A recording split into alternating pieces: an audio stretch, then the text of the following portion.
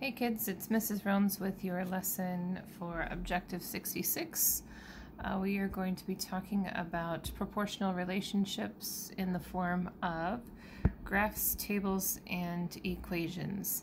And so this is very similar to what we've already been doing, just a shade different. So as you can see, a lot of these concepts are cycling around and around, and so it's best to figure it out so that you can continue to build on what you're learning and not just be confused a lot. So if you need some clarification, feel free to rewatch this video or stop and pause and rewatch, and contact me if you have any questions too, because that's what I'm here for.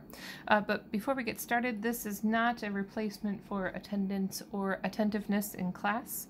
This is meant to be a help for kids who maybe are absent, need a little clarification, a refresher, some homework help, or in this case, when I'm not there to teach you myself. I'm sure your sub would do a fantastic, wonderful job, but I'm kind of possessive, so I wanted to do the lesson myself. All right, so up to this point, we've been talking about how functions can be represented in a variety of ways. Today we're going to talk more about this idea of proportionality, and this should be a review for you from 7th grade. So remember that a relationship is proportional when they have a constant, or the other way of saying that is the same ratio. But I use the word constant here on purpose because that is going to be an important word as we ease into slope-intercept form very soon. And also a proportional relationship includes the point 0, 0 when it's in its graphic form. And so let's look at some examples of proportional relationships. So let's say I have this graph.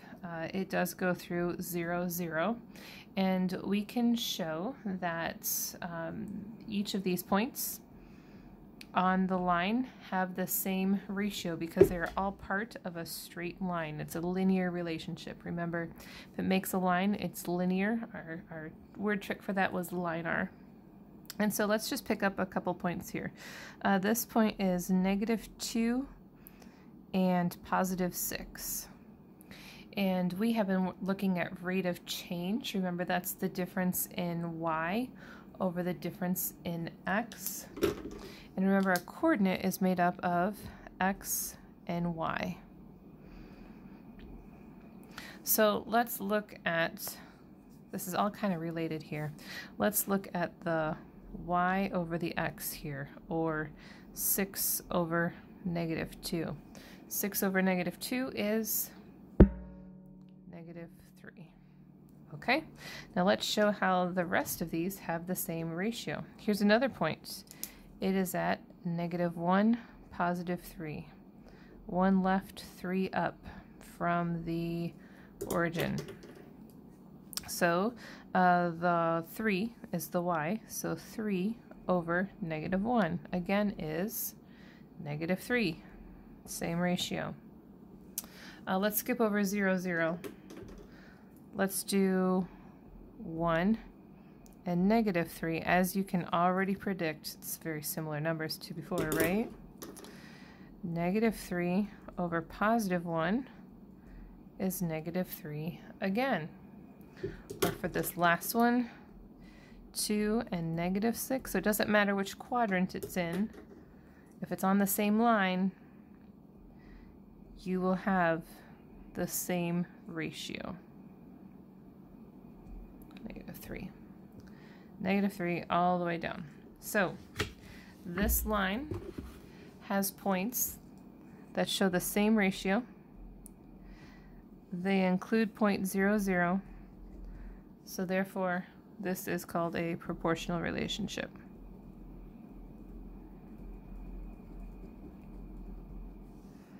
All right. Let's look at this in the form of a table. So looking at this, you may not be able to determine that this is going to be linear or not linear, what the ratio is going to be. Now you can see here that in graphic form this equation or function will go through the origin. So that's looking hopeful for us. But let's show that this is a proportional relationship. Again, kind of using this idea of y over x. So remember, a table has the x value on the left, y value on the right. Skip over 0, 0 again. Here's the y over x. 8 over 1 is 8. So if you have one spider, there are 8 legs involved. Just really gross, right? Okay, let's try the other one. 16 over 2. 16 over 2 reduces to 8. So if you have more spiders, they still have the same number of legs.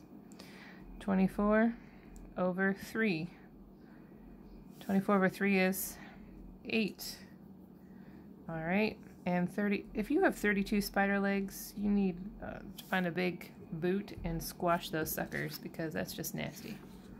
Gross. 32 over 4 is still 8. So we have 8, 8, 8, 8. There are 8 legs on every spider, unless maybe you have a crippled spider, but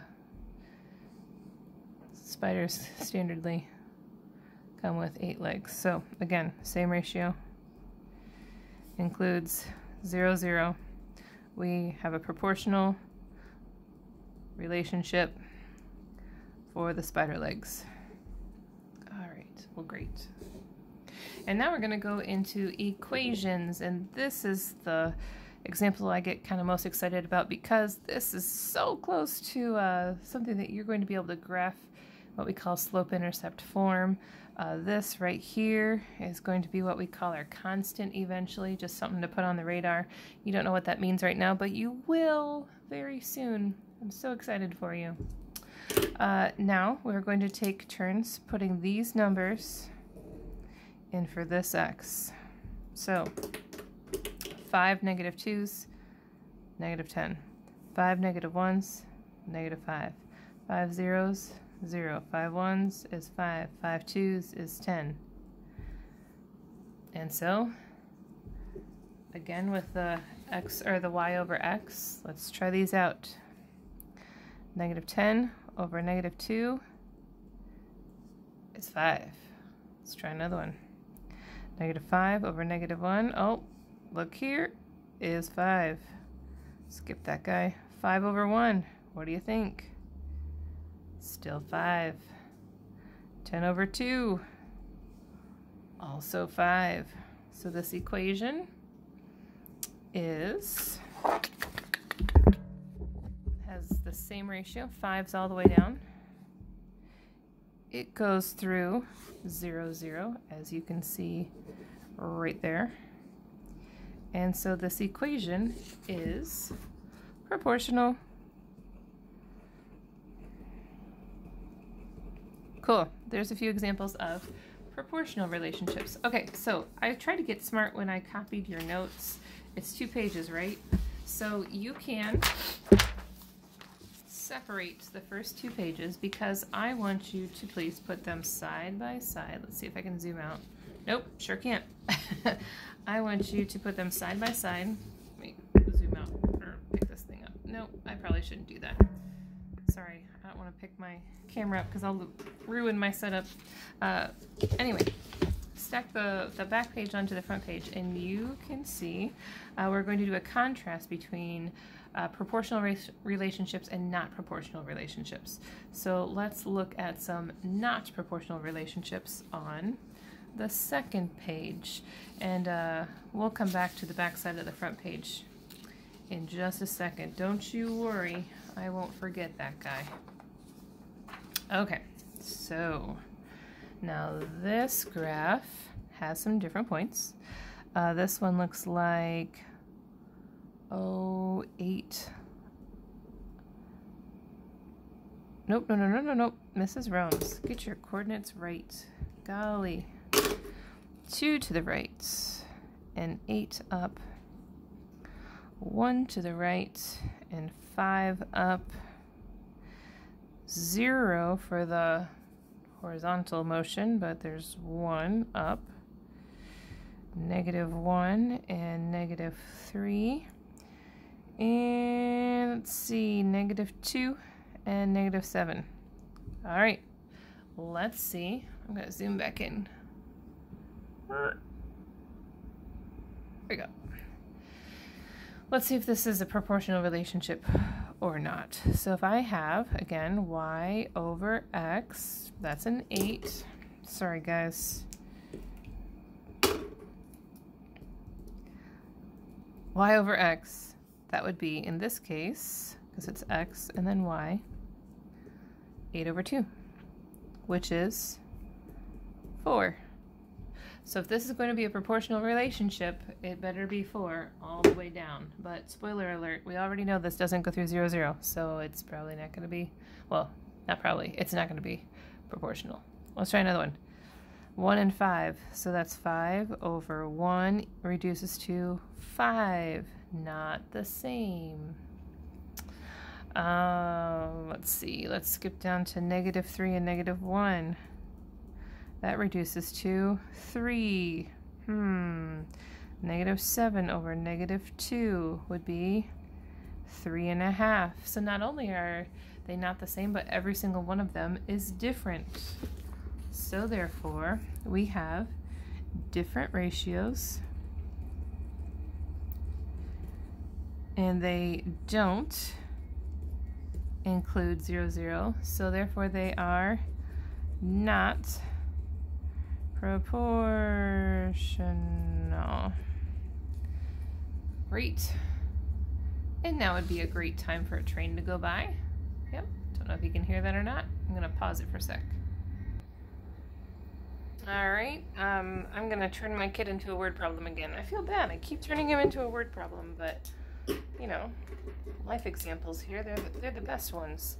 Real life situation here. So, if you can get a good babysitter, you need to keep them, right? And it's hard to get a babysitter on a Friday night because teenagers do not want to give up a Friday. So reruns will pay $10 an hour, but also $20 just for, you know, coming on a Friday night. So if someone babysits for an hour, so $20 just for sacrificing a Friday night, and then $10 an hour.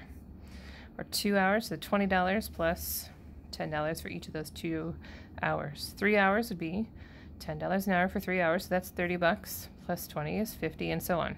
So let's see if this is a proportional relationship. So again, this is the x and the y. So 30 over 1, that's a pretty sweet deal. That's $30 an hour. That's a pretty sweet gig. But who gets a babysitter for an hour? Let's be honest here. If I'm going to get out of the house, I'm going to stay out for a little bit. 40 over 2, that's only $20 an hour. That's still pretty sweet. I like to think I have a good kid. He's easier than... I don't have to pay that much for someone to play with him. He's pretty good. $16.67 an hour. I'll do the math for you there on that one. Yeah, if he's... ornery, that might be tough. And then $60 for 4 hours. Half of 60 is 30. Half of 30 is $15 an hour. Okay. All right. And so not only are they not the same, they are all different. They don't include 0, 0. Oh, they do include 0, 0. I'm so sorry. Because if you don't show up to babysit, you don't get any money, right? I'm not going to give you $20 to stay home. That's weird. That would be cool. It does include 0, 0. But still not proportional.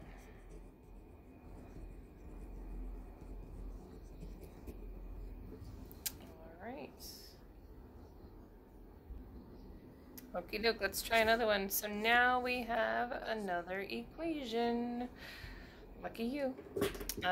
These are all the numbers that we are going to put in for x. Everybody takes their turn. 2 negative 2's is -4, minus another 4 is -8. 2 negative 1's is -2, minus 4 is a -6. 2 zeros is 0, minus 4 is negative 4. 2 zeros, 2 ones is 2, minus 4 is negative 2. 2 twos is 4, minus 4 is 0. Okay. Let's see if these guys are proportional. So we have y over x, or negative 8 over negative 2, 4. Next is negative 6 over negative 1, which is 6. Skip the 0 one. Negative 2 over 1 is negative 2. 0 divided by 2, anything. 0 divided by anything is just 0. So, are they the same? They are obviously different ratios. These don't include 0, 0, so therefore also not proportional. All right, cool. Now this objective, if you remember, this is comparing graphs, tables, equations, etc. But we did different examples in isolation. What's more important is that you can make decisions in the same situation with the function being in different forms. So I'm going to zoom in as much as I can. This might get a little tricky here. Okay. So, Bill drove his car at a constant speed while on a trip. This is Bill's trip. Kevin drove his car at a different constant speed on the same trip. So, like, they took the same path. The graph and the table show information about their trips. So, if you follow Kevin, that's his distance per hour. This is Bill's distance per hour. They're just in a different format. And so it says, which sentence correctly compares the rate Bill and Kevin drove on their trips? And then we have some options. Well, I think it would help us if we could calculate what their miles per hour were. So let's just pick up points. I'm going to start with Bill.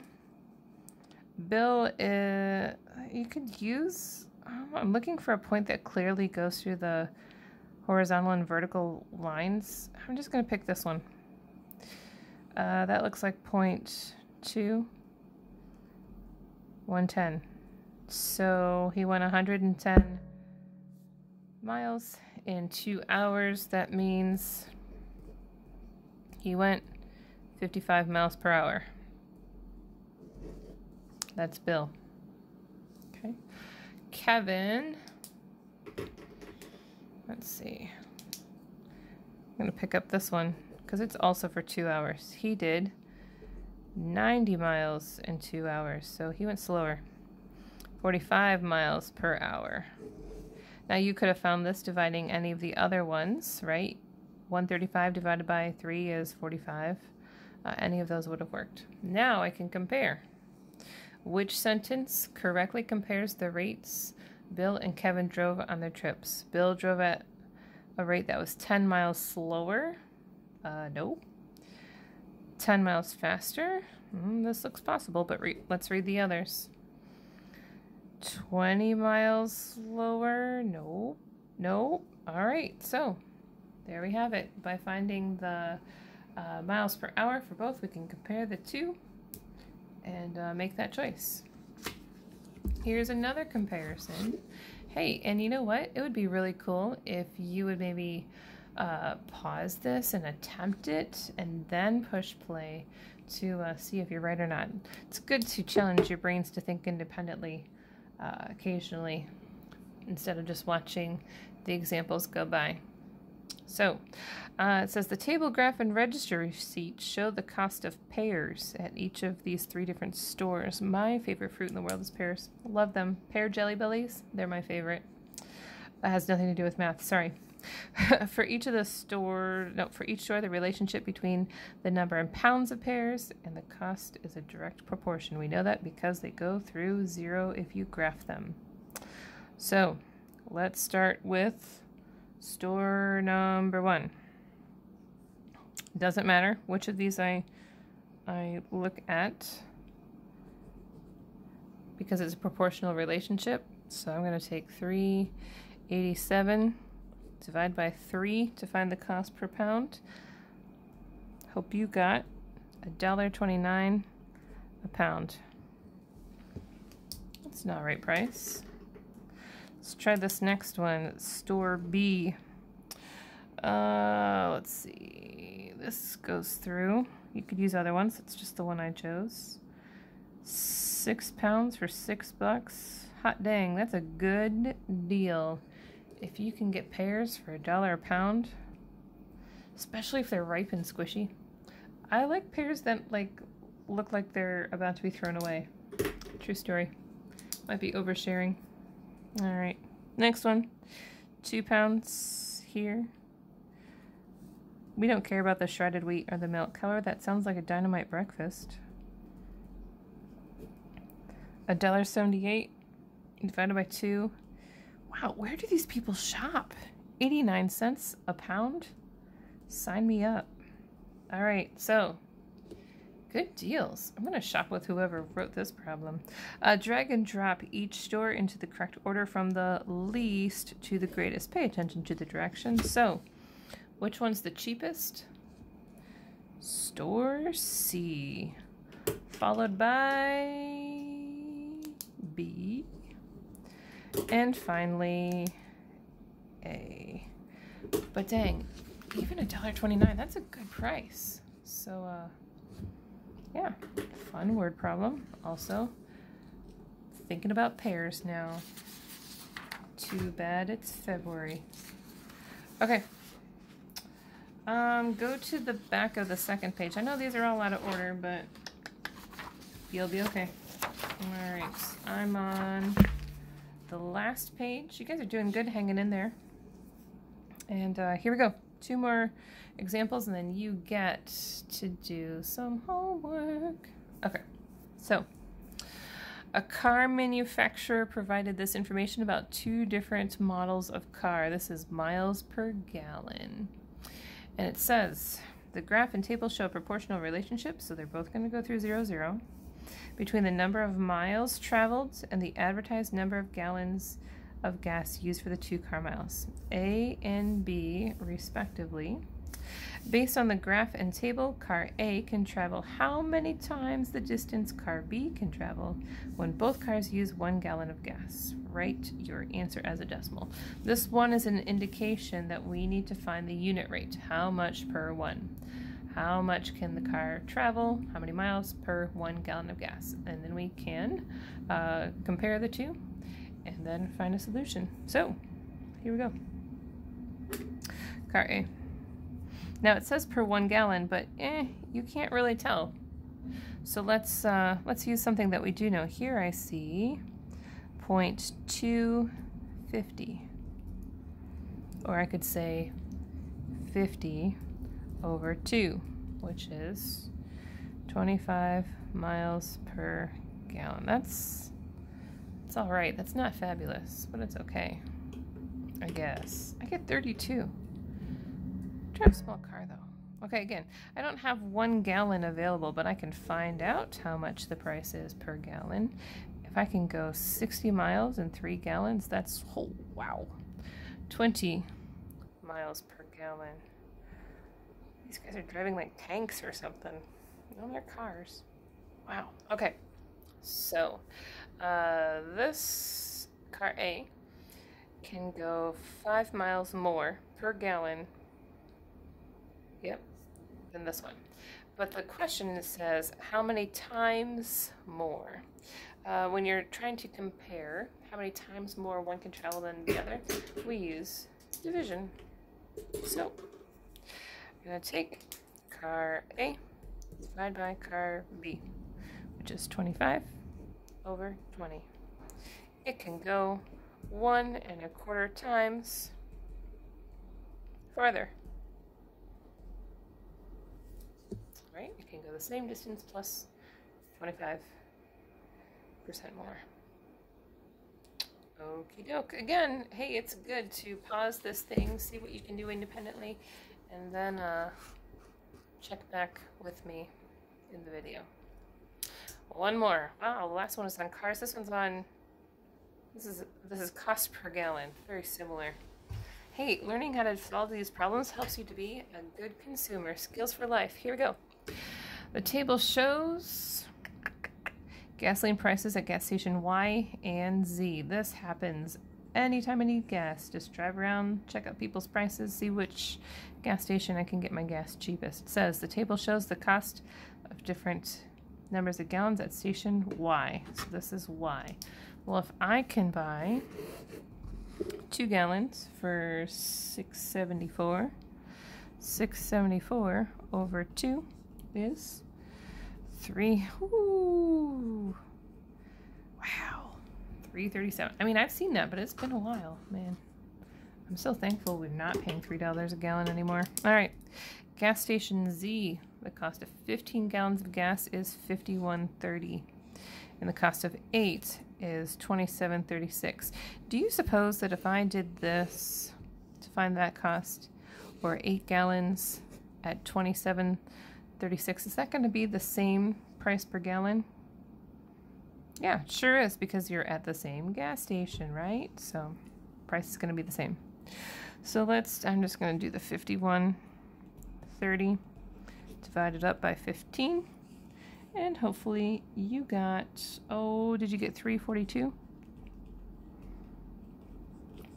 All right, so we're not just going to report which one is the better deal.